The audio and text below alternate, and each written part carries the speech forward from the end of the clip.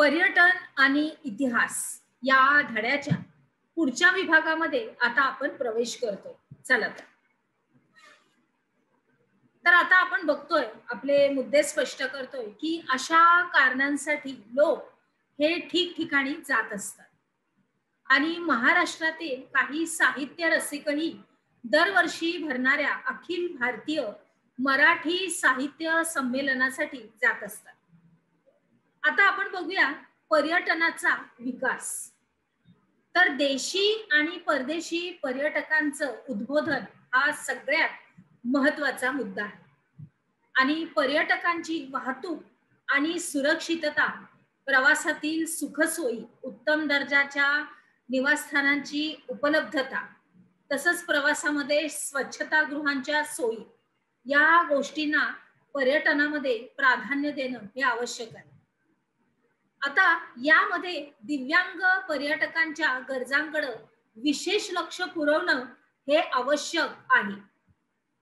ऐतिहासिक वारशाच्या जतनासाठी आपणास काही काळजी घेणं हे आवश्यक असतं.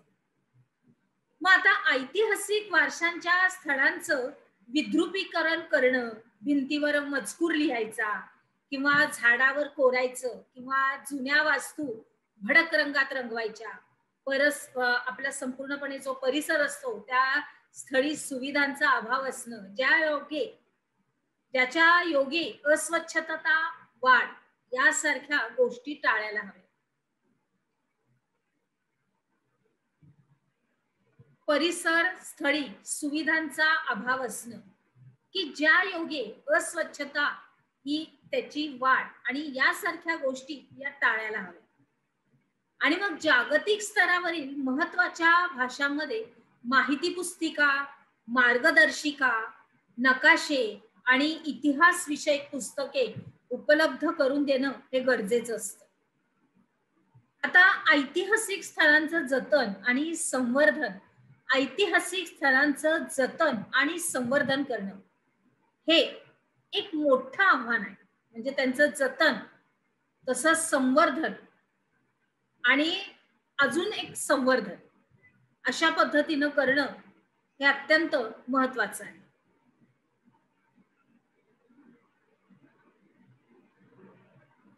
आता आपल्या देशाला प्राचीन, मध्ययुगीन आणि अर्वाचीन अशा ऐतिहासिक स्थळांचा वारसा मिळालेला आहे आणि मग याच बरोबर नैसर्गिक समृद्धीचा वारसा सुद्धा आपल्याला लाभलेला आहे. आणि या वारशाचे नैसर्गिक आणि मानव निर्मित म्हणजे सांस्कृतिक अशा दोन प्रकारचा वारसा असतो. आणि संपूर्ण जगामध्ये गौरवली गेलेली काही महत्वाची स्थळं ही आपल्या भारतामध्येच आहेत. जसं की ताजमहल आणि जंतर मंतर, वेधशाळेच्या बरोबरीनं महाराष्ट्रातील अजिंठा, वेरूळ, घारापुरी, एलिफंटा लेणी म्हणजेच आपली, त्याच्यानंतर छत्रपती शिवाजी महाराज रेल्वे स्थानक, पश्चिम घाटातील कास पठार यांचा ह्याच्यामध्ये समावेश आहे. जागतिक वारसा स्थळांना भेट देण्याची इच्छा ही जगभरातल्या पर्यटकांना असते आणि मग ही वारसा स्थळ बघण्यासाठी आपल्या देशामध्ये परदेशातून हजारो लोक येतात. आणि मग जागतिक वारसा स्थळांमध्ये भारतातील एखाद्या स्थळांची निवड झाली की आपली छाती अभिमानाने फुलून येते. खरोखर खूप चांगली गोष्ट आहे, बरोबर. पुढे बघूया.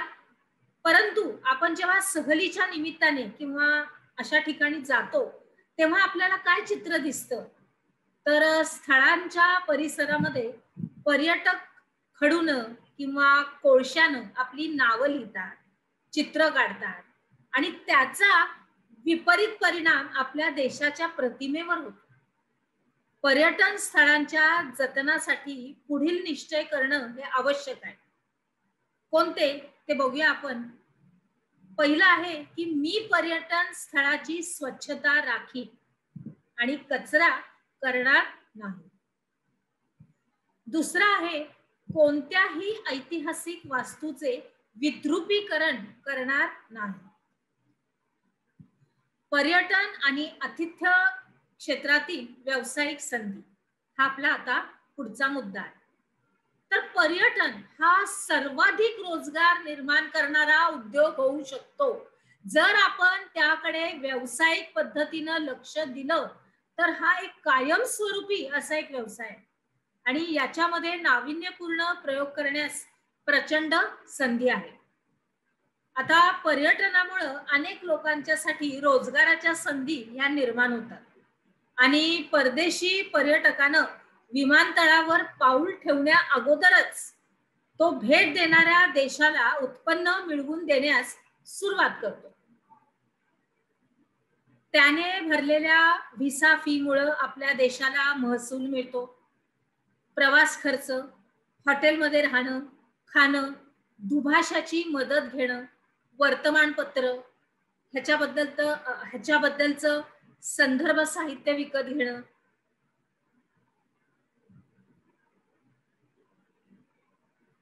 वर्तमानपत्र, संदर्भ साहित्य विकत घेणं, आठवण म्हणून स्थानिक वस्तू विकत घेणं, एखाद्या गोष्टी पर्यटक मायदेशी जाईपर्यंत करतो. आणि मग पर्यटन केंद्राच्या परिसरामध्ये बाजारपेठांचा विस्तार होतो.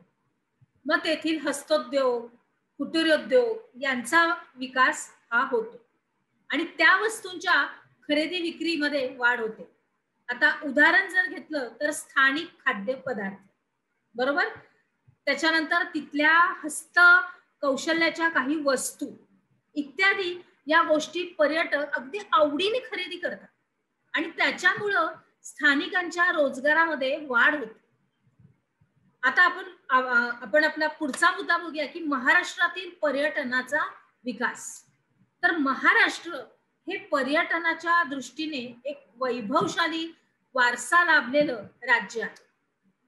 अजिंठा, वेरूळ, घारापुरी म्हणजेच एलिफंटा, त्याच्यानंतर यासारखी जागतिक कीर्तींची लेणी, चित्र, शिल्प, तसंच पंढरपूर, शिर्डी, शेगाव, तुळजापूर, कोल्हापूर, नाशिक, पैठण, त्र्यंबकेश्वर, देहू, आळंदी, जेजुरी अशी अनेक देवस्थानं, तसंच हाजी मलंग, तसंच नांदेडेतला गुरुद्वारा, मुंबईचं माउंट मेरी चर्च, महाबळेश्वर, पाचगणी, खंडाळा, लोणावळा, माथेरान, चिखलदरा ही थंड हवेची ठिकाणं, त्याच्यानंतर कोयना नगर, जायकवाडी, भाटघर, चांदोली ही धरणं, तसंच दाजीपूर, सागरेश्वर, ताडोबा ही अभयारण्य,